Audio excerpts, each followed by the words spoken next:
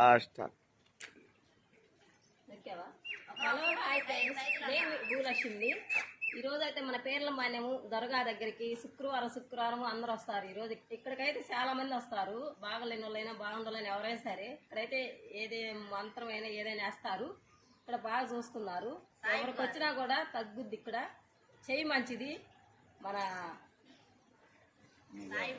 నాయబ్ గారు నేనైతే చాలా మొన్న వచ్చి ఒకసారి అయితే వేపించుకున్నాను. అంతరం చాలా తగ్గింది కాబట్టి ఈరోజు మీకు చెప్పగలుగుతున్నాను. అడ్రస్ కూడా చెబుతాను. పేర్ల మాన్యము ఒంగోలు